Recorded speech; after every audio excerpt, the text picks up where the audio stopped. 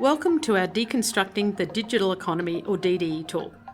The DDE talks are about using comments and general advice to demystify the digital economy and provide businesses information for strategy, planning, decision making and review. We want these talks to be more than just providing knowledge. Our aim is to provide questions that can be used to assess your organisation and identify the opportunities you may be missing out on. These questions will allow you to frame your discussions and thinking about how best you can leverage the benefits of the digital economy for your business.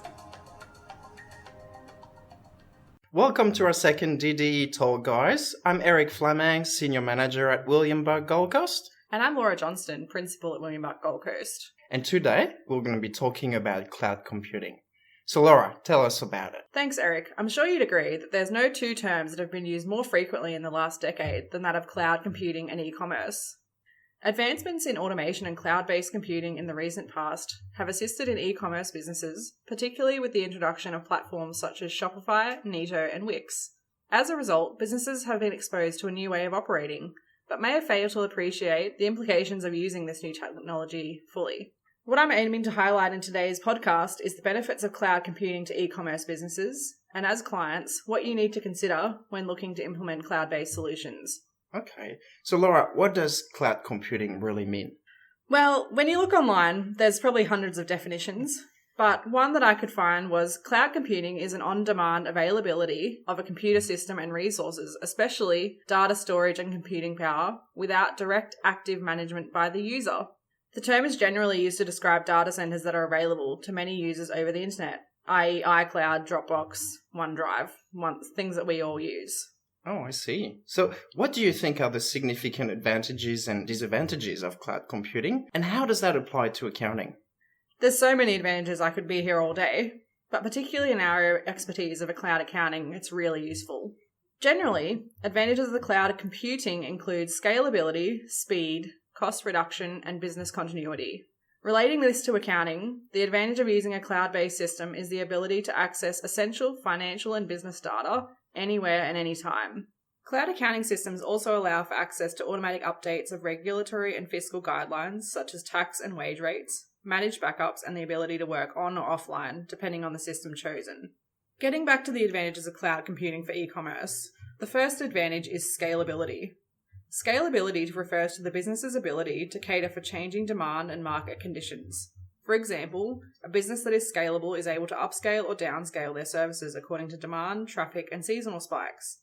The main form of cloud computing that allows for this flexibility is known as Software as a Service, or SaaS. SaaS allows for a business to access software from the internet from any device at any time, lowering required capacities on servers. Staff can access these services with personalised logins suitable to their access level to increase response times to changing market conditions. Examples of SaaS services include MailChimp, DocuSign, and Google Apps. The second advantage is speed. When you referenced in one of your previous podcasts, Eric, e-commerce businesses are all about speed. Speed plays an important part in driving the customer's online experience and can help or hinder the customer's overall opinion of the business. A study online found that 40% of customers abandon a web page if it takes more than 3 seconds to load. Guilty as charged. Yeah, don't we all? Did you know that many large corporate businesses actually invest a lot of money in shaving the time it takes for their website to load, down to the millisecond? I know Amazon is documented for doing that. The third one is cost reduction. Historically, to launch an e-commerce platform, there was a significant investment required in the technical architecture of the underlying business. With new services available in cloud computing of SaaS, IaaS, which is Infrastructure as a Service, and PaaS, Platform as a Service. Wow, Laura, well done. That's a lot of acronyms. I know, right? I wanted to have our listeners pay attention.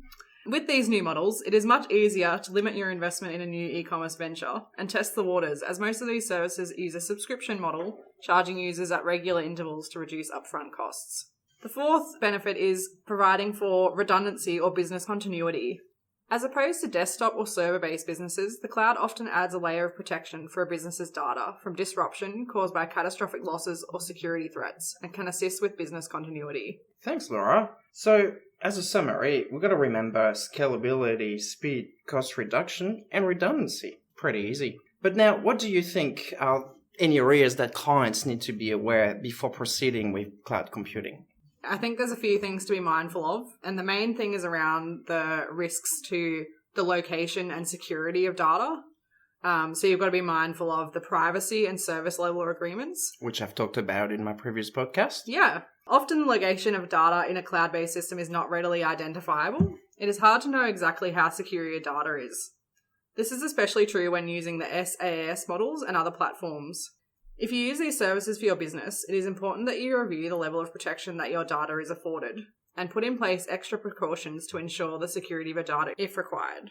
As governments increase legislative and regulatory controls surrounding privacy and data, the reputational risk is too large if you cannot adequately secure your customers, suppliers, and employees' data. The federal government has also put in place some regulation around certain industries requiring that their data has to be stored within Australia, so it is important for you to consider this if it applies to you.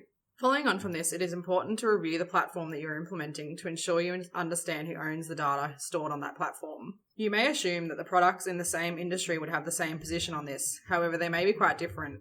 For example, Office 365, Amazon and Google all have different positions on who owns the data that's saved on their platforms. They're things that we all use, so it's really interesting that we probably haven't considered that. I certainly haven't. Thank you, Laura. Something to talk to our IT people about, perhaps? Oh, absolutely. So, Laura, practically, what are the things to consider when selecting a cloud software? Definitely, Eric. So, frequent conversations I have with my clients are you replacing an existing system? And if so, what functionality do you need to have in the new software or system? So, to consider that, we talk to clients about their transaction or customer journey, we like to call it, and what elements of the customer experience with your business are you trying to automate or make better? Yeah. What security measures are in place around that platform to protect your data? Do you need to perform your own backups? Because that's something that's pretty important that a lot of clients sort of get in trouble with. Mm-hmm. What extra protection can you put in place for the data security? I.e., do you need to use the two-step authentication, which seems to be on every software that you use these days? And does the cloud software integrate with your accounting package? That's something that we get so excited about. Ideally, if that can be done, great efficiencies can be gained from that side of the business. I'm glad I'm not the only one getting excited about those things. Always excited about accounting, Eric. If you're interested in implementing any of these things or setting up an e-commerce platform, please fill in the form below and have a free consultation with us at William Buck. Well, thank you, Laura, for that. That was, again, very informative. Guys, thank you for staying with us. Please stay tuned for our next series of podcasts. Thank you for listening to our DDE talk. Please note that the information given is general in nature and has been provided in good faith without taking into account any personal circumstances, objectives, financial situations or needs. While all reasonable care has been taken to ensure that the information is accurate and opinions fair and reasonable, no warranties in this regard are provided. Before acting on any information provided, you should consider it if it is appropriate to your situation and consult an expert.